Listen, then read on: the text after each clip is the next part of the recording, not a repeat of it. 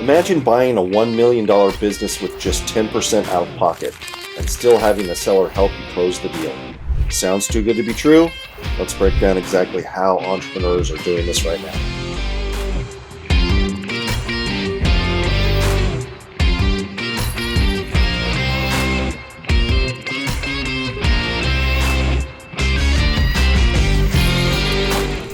Today I'm here with Beau Eckstein, and he's going to answer a few of our questions. Hey, Beau. Hey, Bill. Hey, so let's just jump right into it. People hear about SBA loans and seller financing all the time, but most don't realize you can combine the two. Can you walk us through what that looks like in real numbers?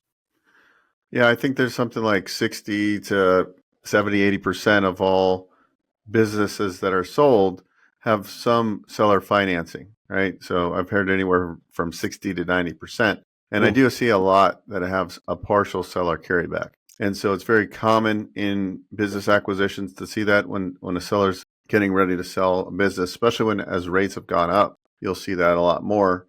And when sellers want to get a higher price, they're willing to carry back some of the paper. And so essentially what that means is the SBA loan will take a senior lien position. They usually file a UCC filing. And then normally the sellers don't really file any liens behind that, but they're in a junior position. So if they defaulted on the SBA loan, that would essentially or could potentially wipe out the money owed to the seller.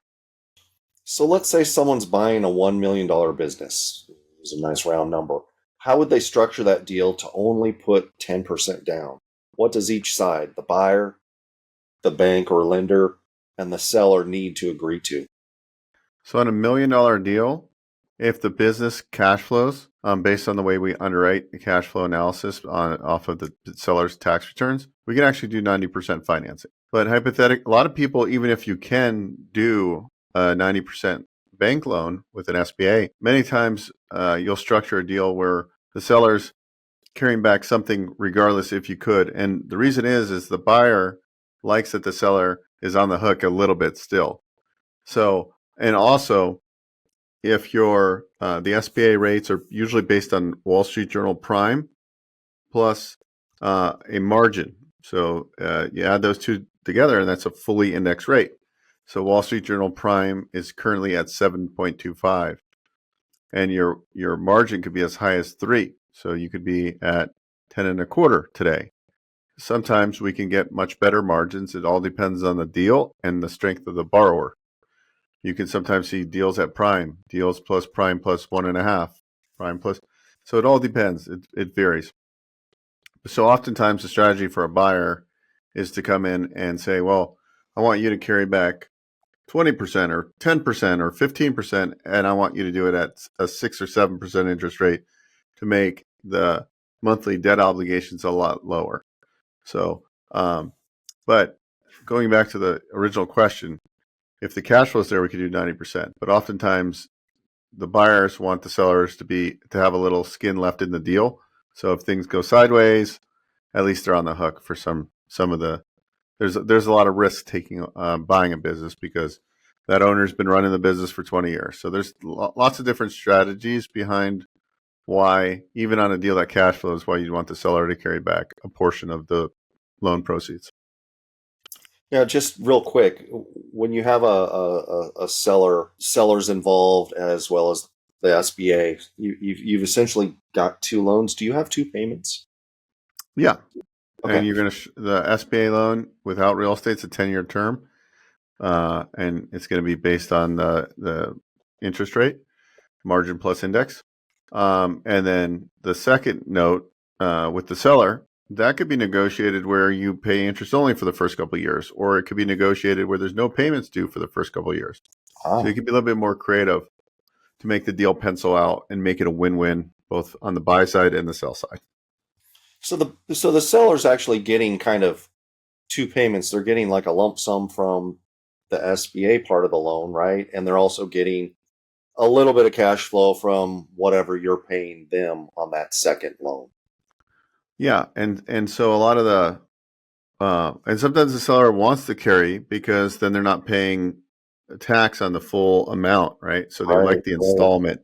So they go, hey, selling you the business for $1 million, I'll carry back 5 because I don't want to be taxed on the full face value today. This year, I'd rather do it over the next 5 years. So there's a tax strategy component. It's not just that the deal doesn't cash flow. So there's a lot of variables that go into why sellers will carry.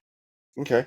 So you've helped a lot of clients do this in real life. Can you share one example where the seller financing made the difference in getting the deal done or not, and what that deal looked like from start to finish? Well, yeah, we have an approval. I'll just talk about what deal we have an approval on, and the seller's carrying back 200. The 5% of that 200,000 is on standby, so no payments for the term of the loan, which enables the buyer to only come in with 5%. So it's like a little over $1.2 million. He's coming in with 80,000 for his equity injection, right? Instead of coming in with 120,000, it worked out with closing costs and everything. He's coming in with about 80. So that we actually did 2 seller notes on that. One on full standby, which takes it out of the debt service coverage ratio, and then one on like it was an interest only period on that note. So you can be extremely creative, and that's perfectly fine. And actually, on that deal, to make it even sweeter, the buyer wasn't even bringing in the down payment. He was getting a gift from his parents. So he actually coming into the deal with no money down. Wow. So people hear this and think it can't be that easy. What are the common pitfalls or things lenders might not allow when structuring these SBA plus seller finance deals? So if the business is strong cash flowing, it's an eligible type of business, meaning it's not in cannabis or some kind of money lending business, then generally it's eligible from that standpoint. Why it might not work is that the cash flow based off of the tax returns, the sellers write off too much and it doesn't work because sellers think they can add back all these expenses, these personal expenses. There's only certain things we can add back into the cash flow via SBA underwriting guidelines. So sometimes that's why it doesn't work. And sometimes that's why you have to go back to the seller and they have to do a much bigger second because we have to put more on standby to take it out of the debt service coverage ratio so the business cash flows. Got it. So if someone's watching this thinking, I want to do that, what should they start doing now to qualify and find sellers open to this structure? Well, I think do you have good credit? Do you have transferable experience in whatever industry you're interested? Have you created a buy box? Once you've identified a business, there's not really a pre-qualification process other than, generally 700 plus credit scores, generally good outside income that covers all your expenses, and you have good, what we call in the residential world, debt to income, good global cash flow, you have some transferable experience, then it's a matter of finding a business and getting those financials and doing a cash flow analysis. And then, initially we do the cash flow analysis. So we'd get 22, 23, 24 business tax returns year to date, profit and loss, and a balance sheet from the seller. We get a financial statement and 3 years of tax returns from you and a resume. That's what we use to pre-qualify the deal and get you a term sheet. So it's fairly simple on the front end. All right, Beau, thanks for all that wisdom. If you're ready to buy your first business using smart financing like this, schedule a strategy call with Beau at bookwithbeau.com.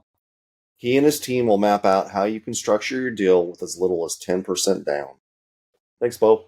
Thank you. If you're a solopreneur or small business owner, listen closely. Business growth isn't about working harder. It's about building smarter systems. It's about automation. And that's exactly what Go High Level Player helps you do. Build your funnel, automate your follow-up, manage your team, all in one place. Click the link below, activate your trial, and see how much more efficient, automated, and profitable your business can be in just 30 days.